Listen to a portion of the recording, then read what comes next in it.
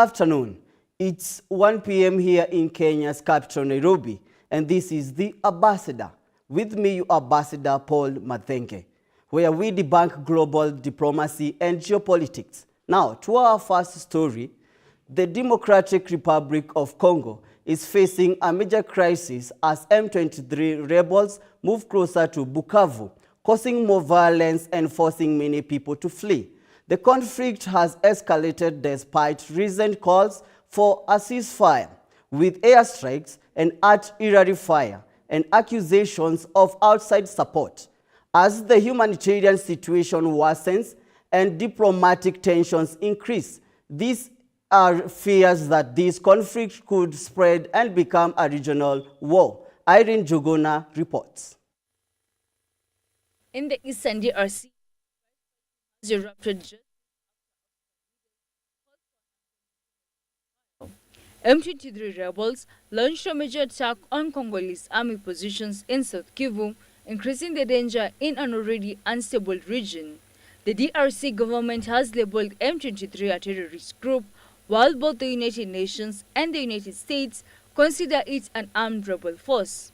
The rebels, who captured North Kivu's capital Goma last month, are now advancing towards Bukavu. Schools have shut down and thousands of people are fleeing for safety. If Bukavu falls, the rebels will control Lake Kivu, a crucial waterway for trade and military operations, worsening the crisis. Burundian forces deployed to help the Congolese army have reportedly stalled the M23's advance in key areas. Despite this, the rebels continue to gain ground, allegedly using sophisticated weapons supplied by Rwanda. Bruno Ramirez, Deputy Special Representative to the UN in the DRC, warned that the crisis is deepening, especially with U.S. aid suspended. U.S. administration decision to suspend temporarily foreign aid. This is a major source of concern, with several UN agencies or international NGOs active on the ground having seen their operation at best. This has raised major concerns as several UN agencies and international organizations have seen their operations severely impacted. The DRC government has accused Rwanda of supporting the M23 rebels, calling for targeted sanctions. Multiple reports suggest that Rwanda is sending troops and weapons to reinforce the rebels, though Rwanda denies the allegations. As M23 continue to advance, they are accused of massacring civilians, committing forced conscriptions, and targeting specific ethnic groups. Mass graves have been discovered in and around Goma, and the violence shows no signs of stopping. The African Union is set to discuss the crisis at an upcoming summit in Addis Ababa, but with the ceasefire agreements failing and Rwanda denying involvement, fears are growing that the conflict could spiral into a full-scale regional war, threatening the stability of Central Africa. The situation remains dire, and the world is watching closely as the future of the region hangs in the balance. Reporting for GBS News, Irene Juguna. Sudan's Foreign Minister Al-Yusuf Ahmed Al-Sharif, during a visit to Moscow, expressed gratitude to Russia for blocking a UN Security Council resolution that could have led to international intervention in Sudan. Speaking alongside Russian Foreign Minister Sergei Lavrov, Yusuf Ahmed reaffirmed Sudan's opposition to foreign involvement, emphasizing cooperation with Russia for peace and national sovereignty. Paris Kigo with more. The Sudanese foreign minister on a visit to Moscow on Wednesday said he is grateful to Russia for its support in the United Nations Security Council. Ali Yusuf Ahmed Al-Sharif, speaking during a joint press conference with Russian Foreign Minister Sergei Lavrov, said that attempts to pass a resolution in the Security Council that would pave the way for international UN forces to intervene in Sudan were blocked by Moscow. Of course, we reject this intervention in Sudanese affairs. We have come here to thank the leadership, government, and Ministry of Foreign Affairs of the Russian Federation for their supportive stance on Sudan in the United Nations Security Council. We are working together for peace, stability, respect for nations, and national sovereignty. Sudan has been unstable since a popular uprising forced the removal of long-time autocratic President Omar al-Bashir in 2019. A short-lived transition to democracy was delayed when Army Chief General Abdel Fattah Burhan and General Mohamed Hamdan Dagalo of the paramilitary Rapid Support Forces led a military coup in 2021. The conflict has killed more than 28,000 people and forced millions to flee their homes. Sudan's gratitude to Russia highlights its stance against foreign intervention as the country grapples with ongoing conflict and instability. Paris Kigo, GBS News. Senegal and France are finalizing plans for the complete withdrawal of French soldiers from Senegal by the end of this year. Both nations have announced the formation of a joint commission to oversee the departure and the return of French military bases.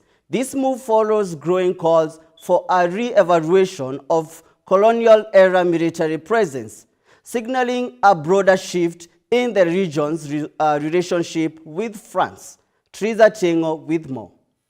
France and Senegal are finalizing the terms for the withdrawal of all French soldiers stationed in Senegal by end of this year. Both nations announced that they are setting up a joint commission to oversee the departure of French military personnel and the restitution of French military bases by the year's end. This move marks a significant shift in the relationship between the two countries and reflects broader geopolitical changes across the region. In a statement, the foreign ministries of both countries outlined their intention to establish a new defense and security partnership that aligns with the strategic priorities of all parties involved. This partnership is set to replace the existing military agreement, which has faced growing scrutiny in Senegal. The decision comes after Senegalese President Faye's November announcement that French army bases were incompatible with the country's sovereignty, calling for the removal of the 350 French soldiers stationed in Senegal. The decision to remove the French forces is part of a wider trend in West and Central Africa,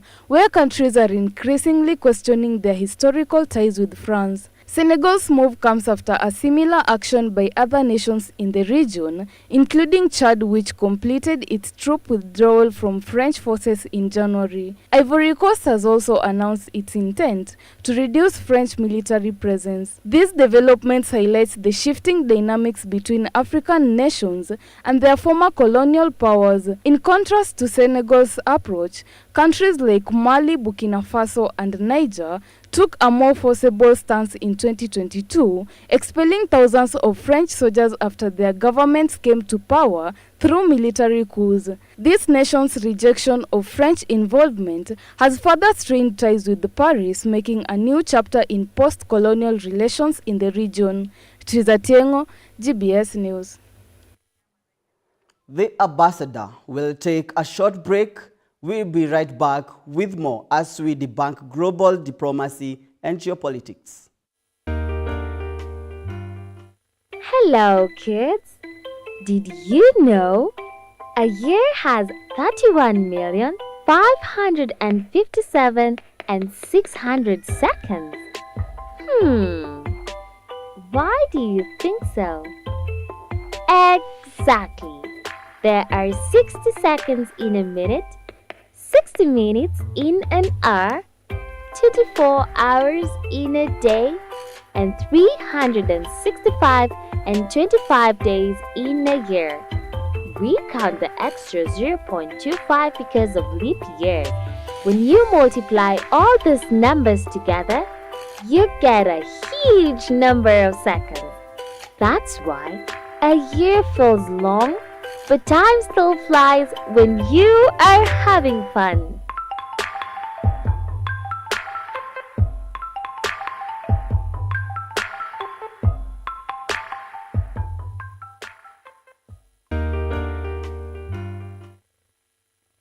Before I introduce our guest, our amazing guest for today, we have a very short clip for you guys. Hapa tutakuonesha pencil art, how to draw a portrait ya dem.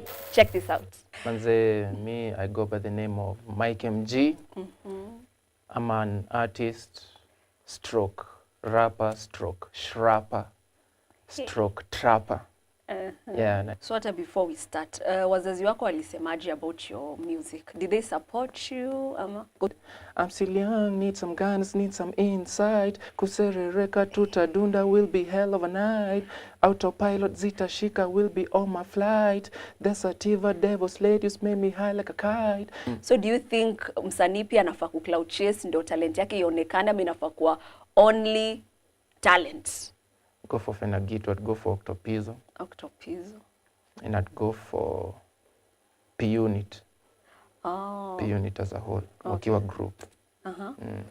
CY Kiki. Yes, Fresh. sir. Hebu Yes. niambie ulikuwa unafikiria nini ukitengeneza hiyo video? Kienda Music Festival nilikuwa nafanya mafoka. Mafoka ilikuwa performance ya kurap na Kiswahili. What? Okay. Yeah.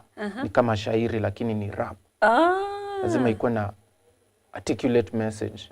Yeah, hadi tukafika finali huko Kasa. Welcome everyone. It's your girl Alice and this is GBS TV Art Club, the best art show in Eastern Africa.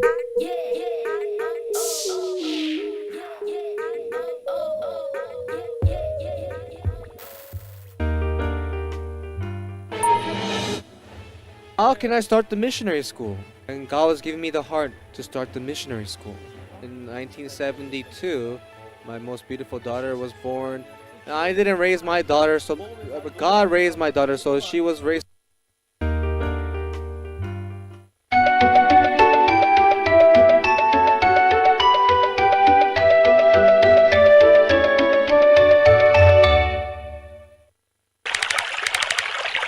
Water remains to be the world's most precious commodity, but is the most misused. In times of drought, saving water is the only solution to making sure you have it. Don't use the shower when water is scarce. Instead, use the basin while bathing. Repair all leaking taps and pipes. Wash your car only whenever necessary. If not, use a piece of cloth to wipe it clean. Do not use the hose pipe to water your garden. Instead, use the water you clean your vegetable with to water your flowers. Do not release wastewater into rivers. Note that your downstream is someone else's upstream. Of all the waters available on Earth, only 1% is fit for human consumption. Every drop counts.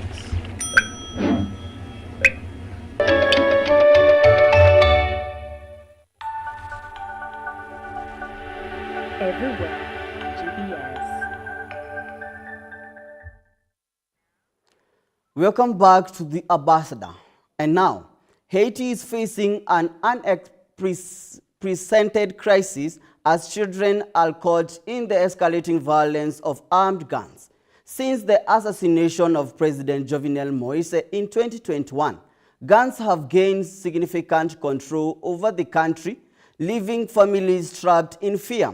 According to UNICEF, more than 170,000 children have been displaced with limited access to education and healthcare. Irene Juguna with more. In Haiti, a brutal reality is unfolding. Armed gangs are terrorizing the population and children are bearing the brunt of the violence. Since the assassination of President Jovenel Moise, gangs have steadily gained control, ruling over parts of the capital and forcing the local population to live in constant fear. Over 170,000 children have been displaced, fleeing from violence with no safe place to call home.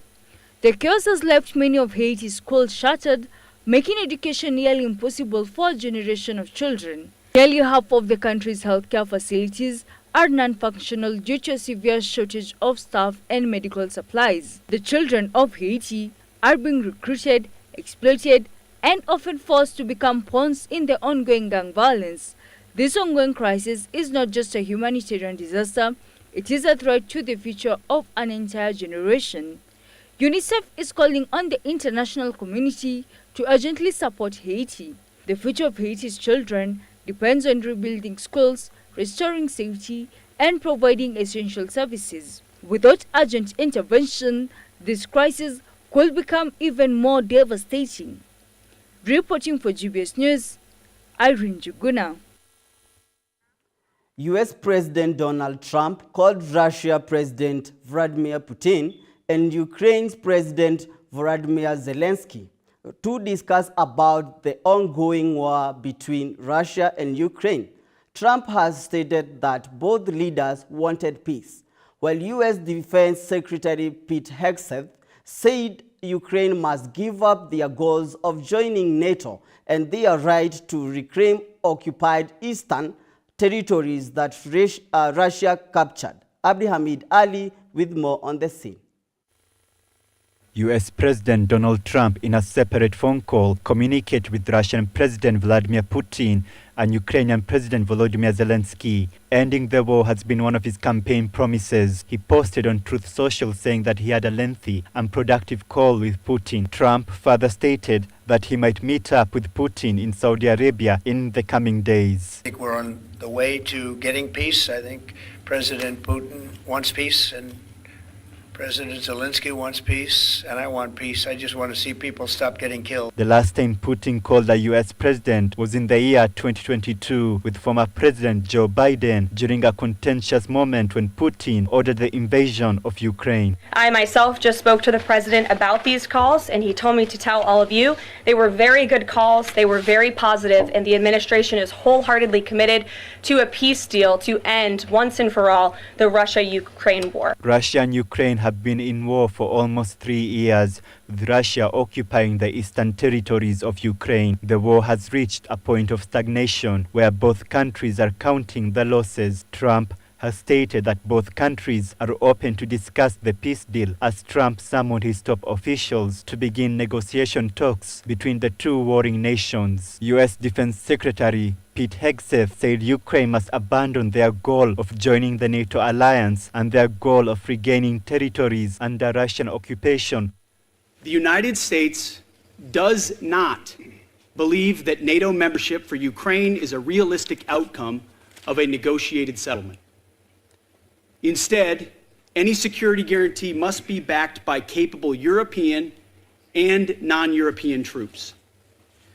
If these troops are deployed as peacekeepers to Ukraine at any point, they should be deployed as part of a non-NATO mission, and they should not be covered under Article 5. Treasury Secretary Scott Bessent arrived in Kyiv and discussed with Zelensky about a mineral deal. In return, the U.S. will help rebuild Ukraine. And we believe that this is an important signal to the world, to the Russian leadership, that we stand together. The question remains, can Ukraine concede giving up their right to reclaim the occupied territories? There is no betrayal there. There is a recognition that the whole world and the United States is invested and interested in peace, a negotiated peace. The war in Ukraine has been a costly one, especially with Russia losing 500,000 soldiers and their reputation on the global stage ruined. Ukrainians have been suffering from airstrikes and drones from Russia. Can the two neighboring countries that shared history together ever achieve peace? Only time will tell. This is Abdi Hamid Ali, GBS News. South Africa's G20 presidency aims to spotlight global inequality, debt relief, and climate change, but U.S. opposition threatens its success.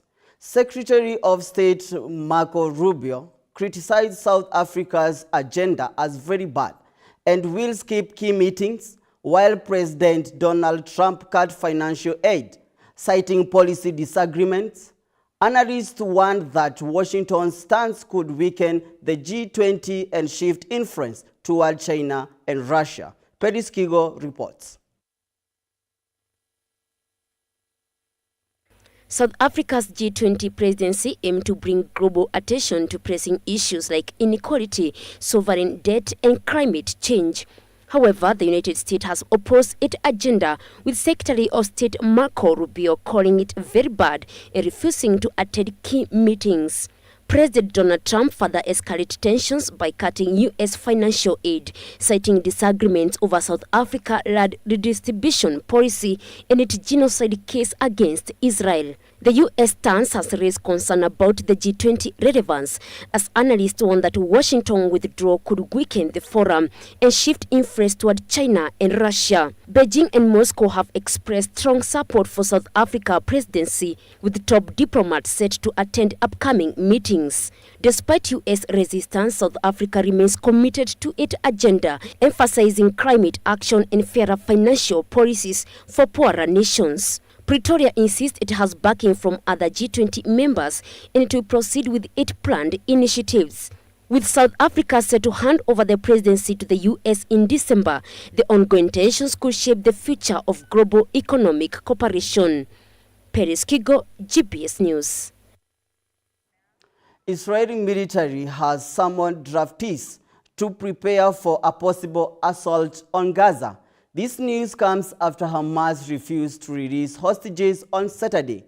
Hamas accused Israel of violating ceasefire agreements by killing more than 20 people during the ceasefire, while Egyptian and Qatari mediators are scrambling to keep the ceasefire intact before the situation escalates further. Abdi Hamid Ali has more. For 15 months, Gaza residents faced unimaginable horrors in their daily lives. With the fragile ceasefire in crisis, the situation in Gaza remains a critical factor. Israel military has summoned reservists to prepare for another possible assault in the enclave. Reservists are soldiers who do not serve in the army. However, when a war breaks out, they are called upon by the state to serve in the military operations. The ceasefire in Gaza was fragile from the beginning. Hamas accused Israel of killing more than 20 people during the ceasefire. Hamas also accused Israel of refusing aid to be allocated in the enclave, such as mobile homes and tents for the millions of Gazans who lack shelter during winter. The potential collapse of the ceasefire comes after U.S. President Donald Trump proposed a plan for the U.S. to take over Gaza Strip and turn it into the Riviera of Middle East. The Riviera of the Middle East, this could be something. While the 2 million inhabitants in Gaza will be displaced into neighboring countries like Egypt and Jordan. Israeli Defense Minister Israel Katz gave a stern warning to Hamas and said that the new Gaza war will give opportunity for Trump's proposed plan of displacement to be fulfilled. The ceasefire agreement between Israel and Hamas involved the release of Israeli hostages in exchange for the release of Palestinian detainees in Israeli prison and for the military to leave Gaza and for Gaza to receive aid. Palestinians expressed fear about the potential collapse of the ceasefire. Israel must release the prisoners and abide by the agreements, and Hamas must also adhere to the agreements for the sake of the people. The people are in pain and sick. The people are completely exhausted. There is no country in the world that is protecting these people. From the moment we heard this news, our hearts sank. The whole country was shaken. We had barely started believing that a truce would happen and that a solution was on the way, God willing. We are calling on Hamas and we are calling on Israel. We ask them to reach an agreement and put an end to this situation. The people are suffering. The people are the victims. The situation in Gaza remains critical, with another war looming on the horizon. Palestinians in Gaza are still facing hardships due to the fallout of the Israeli assault in the enclave. Can the Palestinians in Gaza endure a new wave of airstrikes and sniper attacks? This is Abdi Hamid Ali, GBS News. Honda and Nissan have announced the end of their merger talks, though the two companies will continue their collaboration on electric vehicles. The Japanese car makers, along with Mitsubishi, had initially explored the merger as a way to strengthen their position against rising competition, particularly from Chinese manufacturers. While the merger has been called off, the companies have committed to strategic partnership aimed at advancing their electric vehicles capabilities as they navigate the evolving market. Triza Chengo reports. In a significant development within the global automotive industry, Honda and Nissan have announced the end of their talks to merge, but emphasized that their collaboration on electric vehicles will continue. The two Japanese car makers, along with their junior partner Mitsubishi, had initially sought to combine their businesses as a strategic move to better compete with rivals, particularly in the increasingly competitive Chinese market. However, despite ending the merge discussions, the companies have reaffirmed their commitment to working together on electric vehicles initiative. A joint statement released highlighted that the three companies will pursue a strategic partnership focused on the era of intelligence and electrified vehicles, a clear nod to the rapid shift towards electric mobility. A joint statement released highlighted that the three companies will pursue a strategic partnership focused on the era of intelligence and electrified vehicles, a clear nod to the rapid shift towards electric mobility. This partnership aims to bolster their efforts in the growing electronic vehicle market,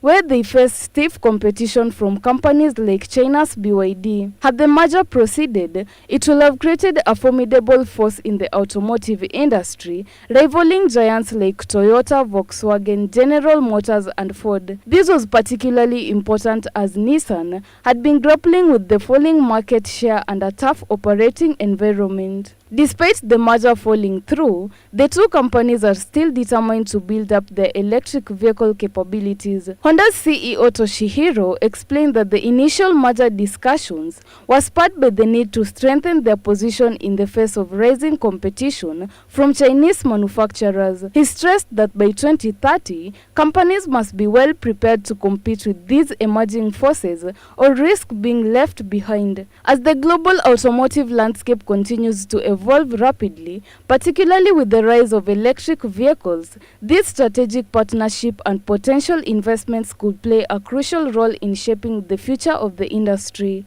Triza Tiengo, GBS News. And that's all for today. With me, your Ambassador Paul Mathenge on The Ambassador, 1 p.m. Follow all of our stories at GBS TV Africa. It's updated through the day. We meet tomorrow as we debunk global diplomacy and geopolitics. Thank you for your time and company.